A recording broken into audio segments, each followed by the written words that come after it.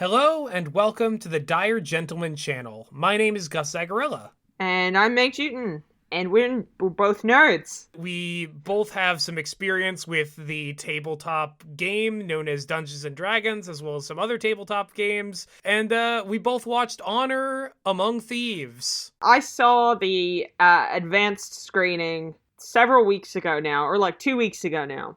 We didn't know that this was going to happen, but when we went to the advanced screening, we did get a free ice cream. Shout out to Event Cinemas George Street for the free ice cream. That rules. You know, this movie's getting a lot of good treatment from the theaters that are showing it. Like AMC has done a drink called Dragonfire for it. One of their typical sort of MacGuffin's cocktails. It's very citrusy, very vodka, very me. There's also a child-friendly sort of mellow yellow flavor based on this movie, and you can get a freaking bundle. This movie is being taken very seriously from a marketing standpoint. It's great to see the response to Dungeons and Dragons Honor Among Thieves, because kind of despite the Dungeons and Dragons branding, it is kind of like an original fantasy movie. You know, they use the creatures and locations from the game, but it is a completely original story with completely original characters. You know, it's not like a continuation of the Dungeons and Dragons movie from the 2000s with Jeremy Irons and Thora Birch. Nor should it be. Like, the more we can forget about that one, the better. And the sequel was bad, and then there was the Book of Vile Darkness, which was slightly better, but still pretty bad. Like, the fact that this one is so incredibly competent and does such a good job and is so clearly believed in by the actors, by the, people behind it, by the company. Yeah, and as much as there is a lot of stuff that could be expanded upon if they wanted to make a sequel, it doesn't feel like it's setting up a cinematic universe, which is the one thing that all movies do now that I fucking hate. I would say that this is not setting up a cinematic universe. It is, however, in and of itself, it does contain a fair amount of fan service and pandering.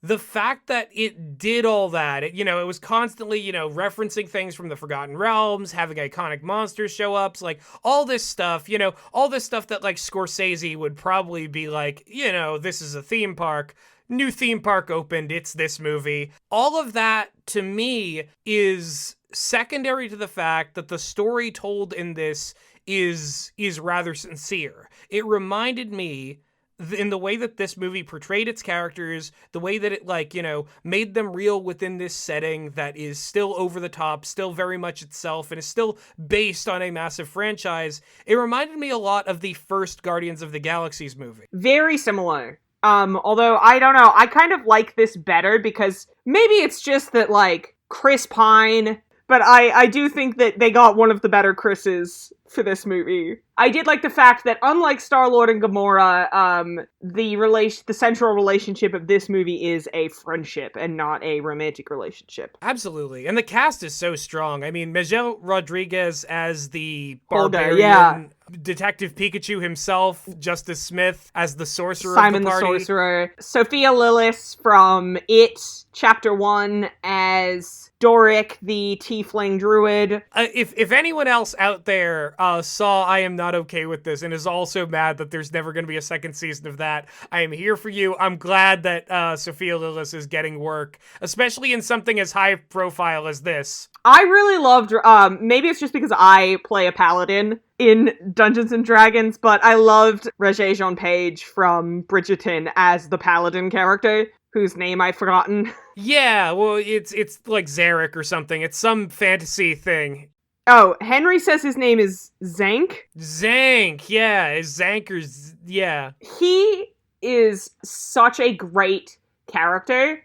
And it's in continuing the Guardians of the Galaxy thing. He's kind of like Drax. He's very self-serious. Oh yeah, totally. And I like that as a character quirk of just somebody who takes it very seriously in an otherwise quite silly film. Yeah, he also and this is sort of for anyone who's had any experience playing the game, it is immediately recognizable to the audience that, like, this guy is the DMPC. Yep, absolutely he is. Like, he's a little bit higher level than them. He knows, like, a little bit of, like, what they're going to get into in their adventures.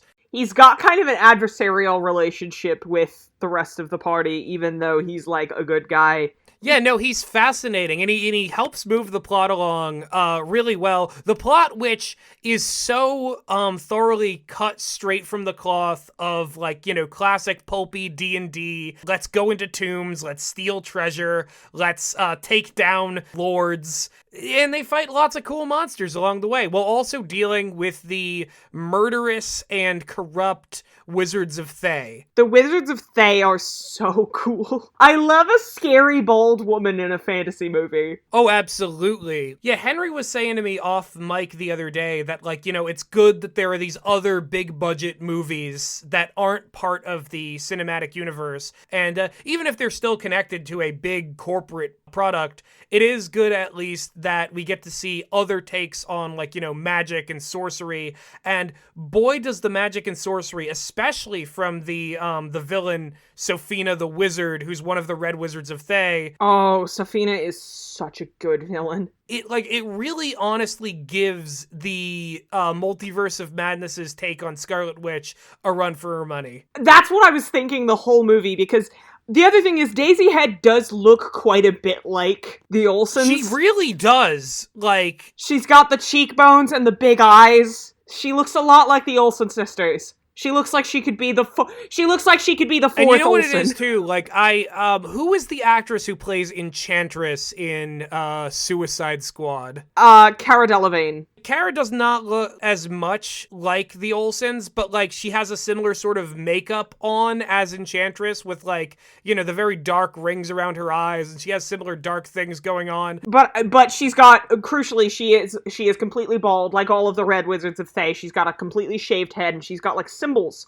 And I love that her coat changes color from black to red. She's fantastic. She is absolutely, like, a great villain. I think there is this, like, modern archetype of sorceress woman. And debatably, even though, like, you know, it's done on a more low budget, like, costuming level, Jobu Tupaki from Everything Everywhere All at Once also counts. Oh, yeah, of just, like, a scary, like, woman with lots of power. Yeah, exactly. And if you would like to hear our scary woman with lots of powers, voiced by a friend of the show, Addison Peacock, Kingmaker History's full first season available right here on YouTube, baby! Oh, absolutely. She has so many powers, and the show itself is so reminiscent of the fun of D&D, with a party of smugglers trying to keep the jewel that is emerging from the head of one of their members out of the hands of all sorts of nefarious characters. And if that sounds fun to you, go check out the Kingmaker Histories. Watching Dungeons & Dragons Honor Among Thieves did give me a lot of, like, oh, we ought to do that in season 2 kind of ideas. Even though the settings are a little different, I try to bring that kind of, like, D&D playfulness to the way that I write magic. I mean, honestly, the thing is, both this and The Legend of Vox Machina have made me think about, like,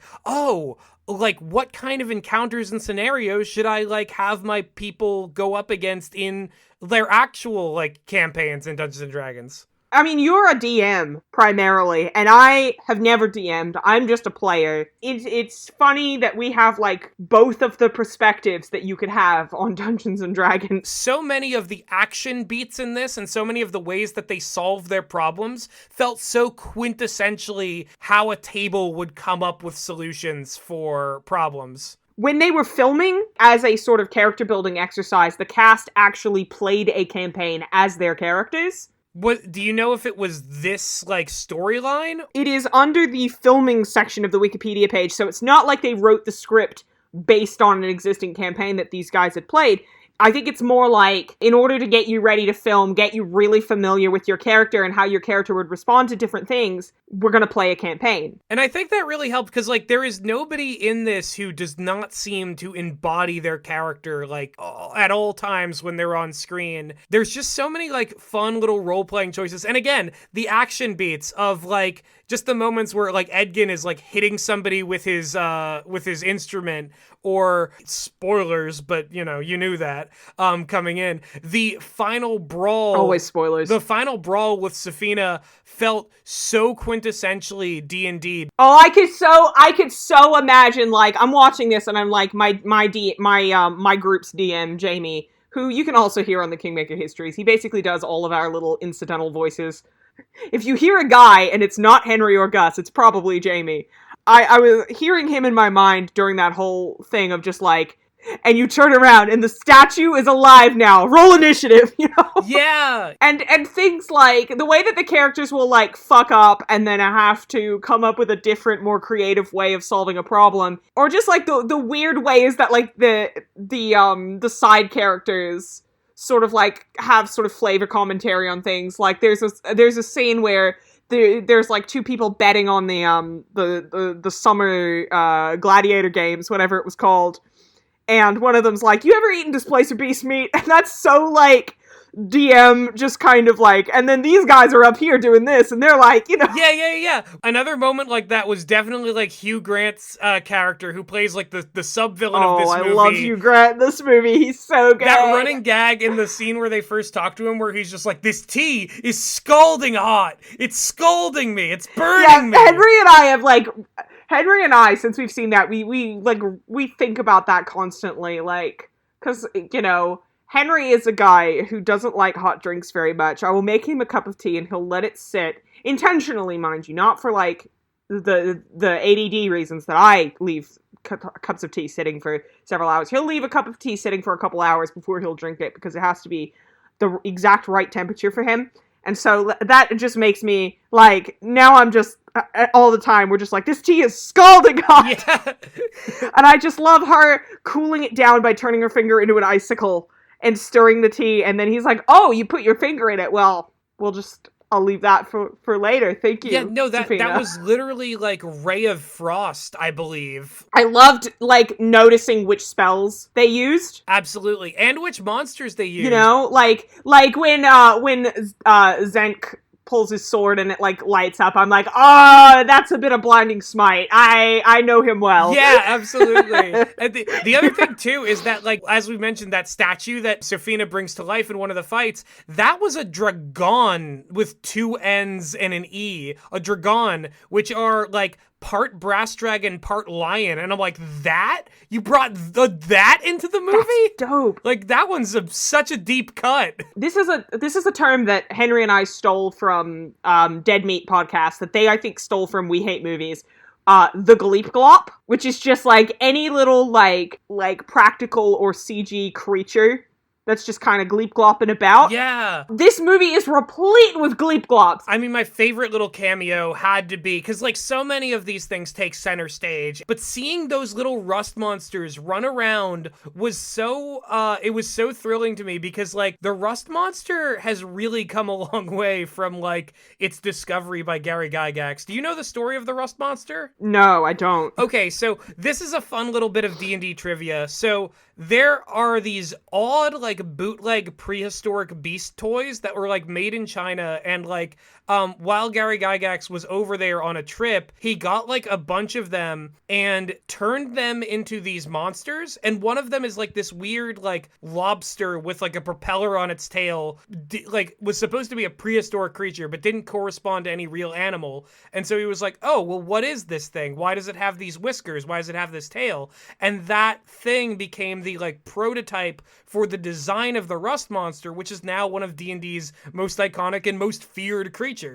That's so cool. Yeah, no, I love rust monsters because they're just like, Gary Gygax took like a weird little guy out of a store and was like, you know what? You know what you're gonna do? You're gonna terrify adventurers everywhere because you destroy their armor with your powerful whiskers and tail. Like, again, like, there is, like, the cynical part of me looks at this movie and sees, like, a company sort of, like, you know, taking their fame and, like, pushing, like, all these elements of their brand into the public's eye. And given what Wizards of the Coast did recently, even though they walked it back, you know, it does kind of bug me a little bit. That being said, it is the novelty of seeing all of these things in a, like, mass marketed product that tons and tons more people who are not familiar with the game will be seeing, that it's like, wow, D&D's really made it. And the thing about D&D making it is that, like, D&D is such a good gateway drug to tabletop gaming. Oh, absolutely. Yeah. Because it's got a really simple system. Like, the game books are pretty expensive, but, like,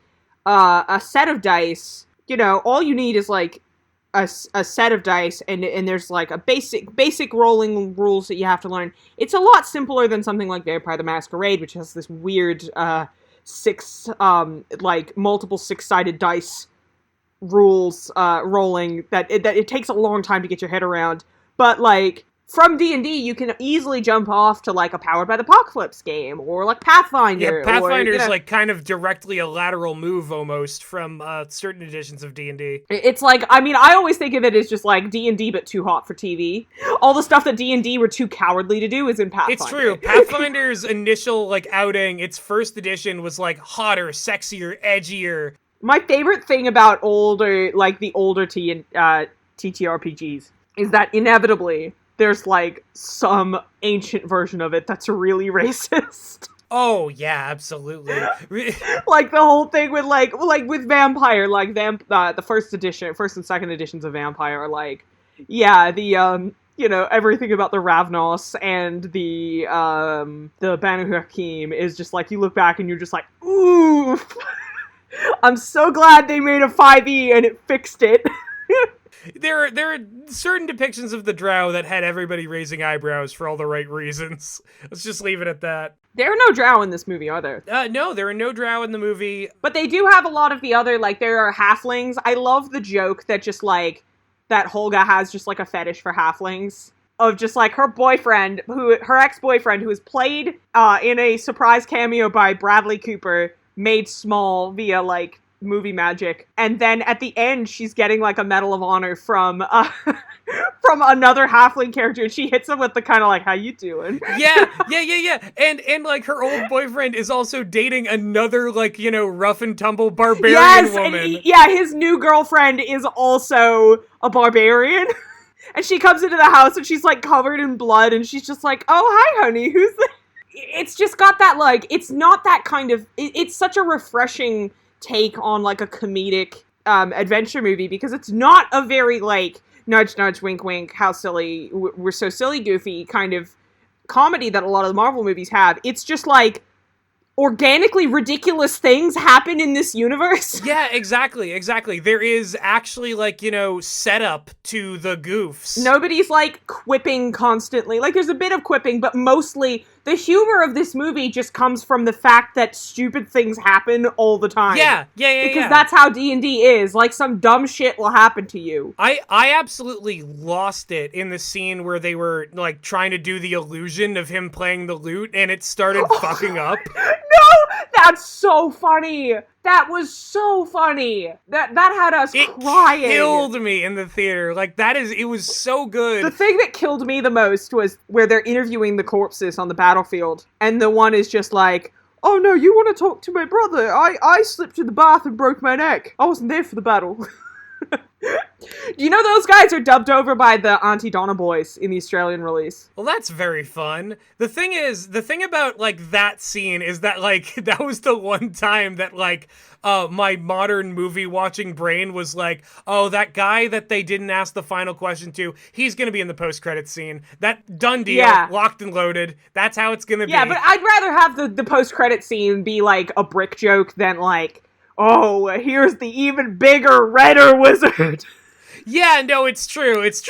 I think, like, the fact that I could recognize it and the fact that I was not unentertained when it did happen means that, like, you know, these people knew what they were doing. Yeah, I mean, it's quite a classic brick joke. It reminds me of the one in Finding Nemo where they get out to the harbor, but they're all still in the fish bag, so they're like, okay. This movie, like, absolutely nails the tone of D&D. Because it's a combination of the characters messing up in unique ways, planning these elaborate, like, heist things that either go according to plan or don't, and, like, crucially, there are these moments of absolute sincerity from each of the characters. Like, one of my favorite ones is, like, right after Holga leaves her boyfriend's house and says that they're gonna, like, take down Lord Forge, who is like That's Hugh Grant. Hugh Grant's character is Lord Forge. Chris Pine, Edgin, his response is not like any kind of like quip. It's not even any kind of like real like, rebuttal or follow-up to what she's saying. Instead, he just kind of raises morale by playing this really nice song that the characters start singing along to. Yeah, it's so great. I love the friendship of between Edgin and Holga is the core of this movie, because basically Edgin and it's so unique that you get like a friendship like that between two heterosexual people of different genders. Because usually like a weaker movie would have them paired up at the end. But no, it's like Edgin's wife was killed by the Red Wizards, and Holga's boyfriend has broken up with her. But they, found each other. Holga is kind of like an honorary aunt figure to Edgin's child. She's helped him raise her from a baby. It's such a nice friendship, and they clearly like care about each other so much, and they both love this little girl. And I'm really glad that they went with that and not like a romantic relationship. Yeah, no, same. Like, and everyone learned a lesson about unconventional family structures. Unironically. Yeah, unironically found family good. Like, for genuinely this time. That was fantastic. There are like romantic subplots in this movie because Simon has a bit of a thing going with Doric. And it's the classic like nerdy guy and like emotionally unavailable girl. Doric is a great character. I love that she can turn into an owl bear, which I guess is technically not what that spell is supposed to do, but also like rule of cool. Yeah, well, I think at the higher levels you can do magical beasts, which an owl bear is. Yeah, you can do monstrosities, but like I can see like it's another one of those things where it's like if your D&D has put a rule of cool rule in the game of just like if you can come up with something and it's like kick-ass enough, I'll allow it. Plus, owl bears are so iconic. Yeah, I mean, you couldn't do a D&D movie without an owl bear. Owl bears are awesome. Exactly. It's much better than her like just turning into some sort of like earth elemental or something. I love the displacer beasts as well. Oh yeah, they were so good in this. Like the way that their ability was portrayed. Of course, the gelatinous cube. Mm-hmm. Shout out to my boy. Oh, we love ourselves a gelatinous cube around here. And the way that they use the gelatinous cube is so creative. Like, this movie, like, the one thing that I would describe this movie as is just incredibly creative. Yeah, absolutely. That beautiful creativity that you only can come up with when you are being asked to improvise. That is the best part of tabletop role-playing for me. Yeah, more than anything, this movie made me want to play more tabletop games. And if that was its goal, it succeeded. If its goal is to sell more Dungeons & Dragons and to, like, bring more players into the game, I think that there's no better endorsement than this. The thing about Dungeons & Dragons is with the way that Dungeons & Dragons, like, has blown up in the last few years, other tabletop games have experienced a boost in sale. Part of that is the popularity of the actual play podcast format, where it's like, the D&D actual play market is oversaturated, so let's play Monster of the Week. Let's play Kids on Bikes. Let's play Call of Cthulhu. Yeah, absolutely. It exposes people to so many more forms of tabletop role-playing, and I love tabletop role-playing so much. Like, I haven't had a chance to play it that much because, you get to be an adult. Everybody's working. Everybody's on different schedules. Like, my D&D group fell apart because, like, half of us have moved to different states and stuff like that. It's such it is a sublime and, like, primal form of creativity to just, like, literally roll the dice and just kind of fuck around and find out. Exactly. I feel blessed as a forever DM, blessed and cursed, I suppose, to be able to keep up the games I have and call this hobby a major part of my life. And seeing, this movie, it reminded me how much it can mean to, like, all of us and how much it, like, how good it is that D&D has come so far. There's just really one more thing I need to say. Yeah. And that's, hey, Hollywood, when's the Eberron movie? Give us fucking Eberron. Eberron Squad rise up. Eberron Nation. Eberron movie. If you want the D&D Eberron movie, go when's Eberron in the comments. Also, Curse of Strahd. Oh yeah. Fuck. There should be a Curse of Strahd movie. I mean, Dracula's huge at the moment, so I think there should be a Curse of Strahd movie.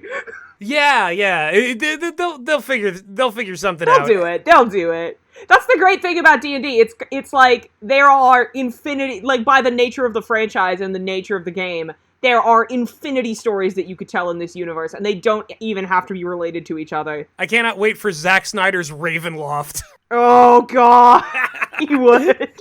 He so would. Yeah. Either that or Tim Burton's Ravenloft. We'll see. Here, okay, wait. Guillermo del Toro's Ravenloft. Yo! Guillermo del about. Toro's Ravenloft. Hell yeah. Yeah. Thank you all for watching today. Thank you for joining me for this one, Meg. This was a great movie. No problem. And as for the rest of you, we'll be seeing you in the near future.